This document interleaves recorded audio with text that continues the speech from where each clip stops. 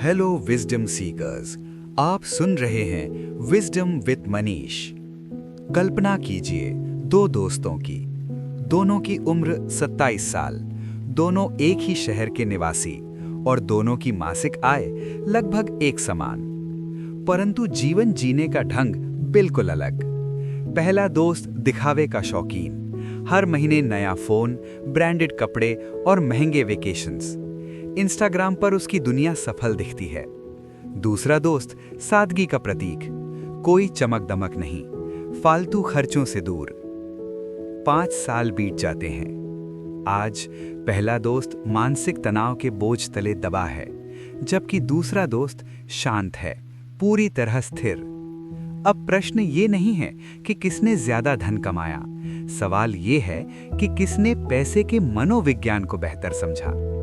यही वो बुनियादी सवाल है जिसका जवाब हमें देती है द साइकोलॉजी ऑफ मनी, जिसे लिखा है मॉर्गन हाउसेल ने।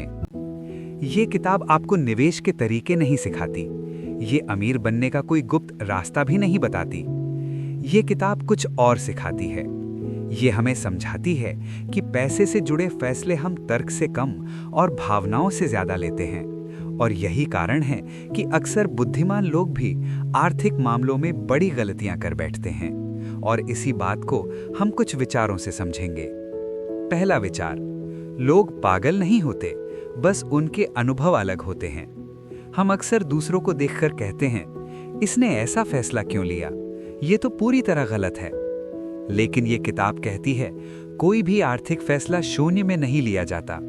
हर व्यक्ति के पीछे उसकी अपनी एक कहानी होती है, उसका बचपन, उसके माता पिता के संस्कार, उसका संघर्ष और उसका डर। जब हम अपने आसपास देखते हैं तो ये बात और भी गहरी हो जाती है। जिसने अभाव देखा है वो जोखिम लेने से डरेगा, जिसने कभी किसी चीज की कमी नहीं देखी वो खुलकर खर्च करेगा। इसलिए तुलना करना व्यर्थ है। इससे हम ये सीख ले सकते हैं कि दूसरों के फैसलों को परखने से पहले ये याद रखें कि उनका अतीत और उनकी मजबूरियां आपसे भिन्न हैं। दूसरा विचार, असली दौलत वो है जो दिखाई नहीं देती। हमारे समाज में एक अजीब सा दबाव है, भव्य आयोजन, बड़ी गाड़ी और आलीशान जीवन शैली। परंतु लेखक कहते हैं, जो दिखाई दे रहा है वो अमीरी हो सकती है, दौलत नहीं। असली दौलत वो है जो बैंक खातों में सुरक्षित है, जो आपातकाल में आपके काम आए और जो आपको ना कहने की आजादी दे।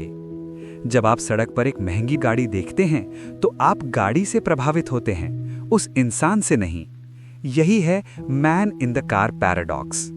और ये बात हमें समझाती है कि अगली बार खर्च करने से पहले खुद से पूछें, आप दुनिया को प्रभावित करना चाहते हैं या खुद को सुरक्षित रखना चाहते हैं। तीसरा विचार, चालाकी से ज्यादा जरूरी है खेल में टिके रहना। हमारा जीवन अनिश्चितताओं से भरा है। नौकरी का संकट या कोई मेडिकल इमरजेंसी कभी भी आ सकती है। इसलिए पैसे का मुख्य लक्ष्य अधिकतम रिटर्न कमाना नहीं होना चाहिए। पैसे का असली लक्ष्य है सर्वाइवल, यानी जीवित रहना। जो लोग केवल ऊंचे रिटर्न के पीछे भागते हैं वे अक्सर सबसे पहले बर्बाद होते हैं। इमरजेंसी फंड बनाना बोरिंग लग सकता है, बचत करना शायद रोमांचक ना हो, लेकिन यही बोरिंग चीजें आपको मानसिक शांति प्रदान करती हैं। इससे हम ये सीख ले सकते हैं कि यदि आपके पास 6 महीने का सुरक्षा कवच नहीं है तो बड़ा जोखिम लेने से पहले रुकिए।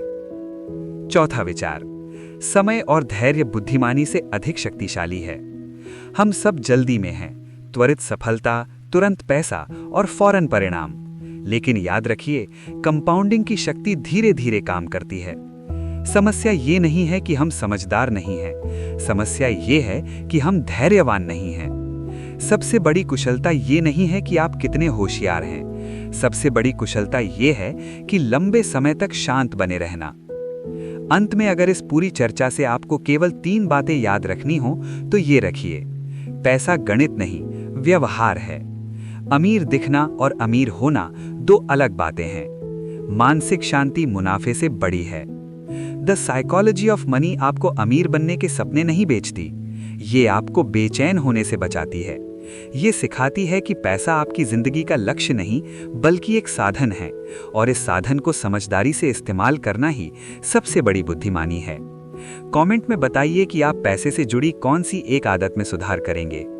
अगर आपको ज्ञान की ये गहराई और सादगी पसंद आई है तो विजडम विद मनीष से जुड़ें। वीडियो को लाइक और चैनल को सब्सक्राइब करें। यहाँ हम गहरी बातें आसान भाषा में समझते हैं। अगले वीडियो में हम बात करेंगे एक और महान पुस्तक की, जो हमें बताएगी कि हम गलत फैसले क्यों लेते हैं। Thinking fast and slow. अपने निर्णयों को बेहतर समझने के लिए अगला वीडियो जरूर सुनें। धन्यवाद।